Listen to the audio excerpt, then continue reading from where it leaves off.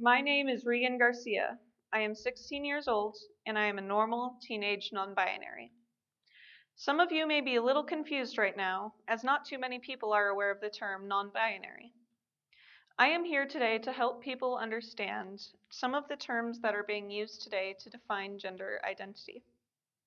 In order to explain the concept of gender identities, I first have to explain gender. Gender, in the widely accepted sense, is comprised of two separate genders, male and female. Now, everyone knows what a male is and what a female is, hopefully.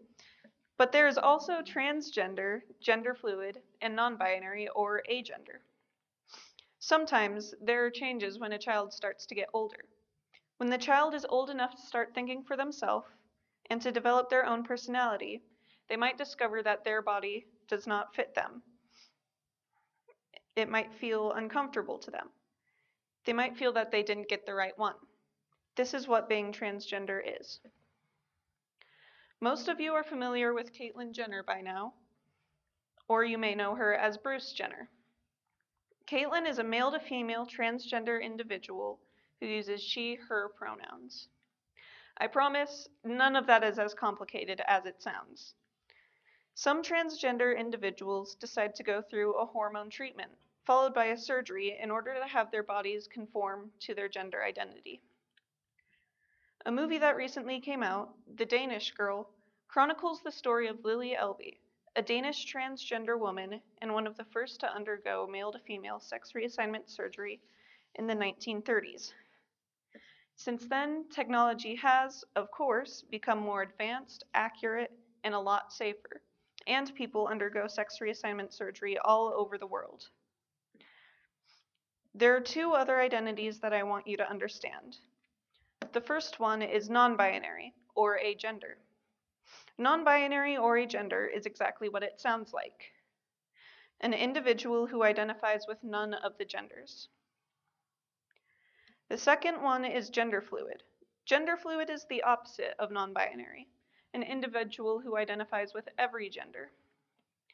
These people might be a girl one day, a boy the next, and possibly non-binary after that. Along with the changing gender identities, the vocabulary is also changing. Most transgender people may use pronouns different than they were originally assigned. Most females will use she, her as their pronouns, and most males use he, him.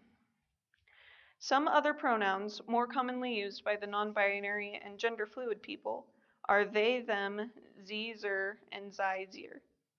They, them is the most common, yet one of the least accepted because it's also plural. As a non-binary person, I prefer the pronouns they, them. Sie, zer, and sei, zer are also not accepted by many people because they may sound fake, even though they have existed for quite a few years now. Using a person's preferred pronouns is extremely important for their self-confidence and identity acceptance. Before anyone asks, all of these combinations are completely possible and normal. Even though this may not have been taught in many of your school health classes, those of us with different gender identities are in your communities. Let me explain this in a way that might be easier for some of you to understand. Think of someone being born into a family of actors. Sometimes this will work out, and they'll end up living as an actor. But sometimes the child might want to be something different, like a scientist or an artist. This also works out sometimes because the family might be supportive. On the other hand, it might not work out, and the child will end up being pressured into something they really aren't. Being transgender, non-binary, agender, or gender fluid is not a choice. It's a reality. It's how people identify. It's who they are. Now that I've given you all of this information, I can tell you what to use it for. There will be people in your lives who are transgender, non-binary, or gender fluid. You may already know them as such. They may not come out to you until later, and you may not have met them yet. There is even a possibility that you yourself may discover that you are transgender. I hope that every single one of you will go out into society with a better understanding and a more open mind towards people who are transgender, non-binary, and gender fluid, and that you will respect them as actual people as they always have been. We are going through our lives as best we can, with challenges that many of you have not faced. So perhaps, no matter how hard you try to imagine going through my kind of journey, you just can't identify.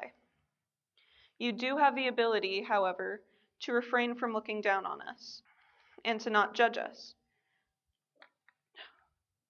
I hope that my definition of the relevant terms that you will hear in today's society will help you be more understanding.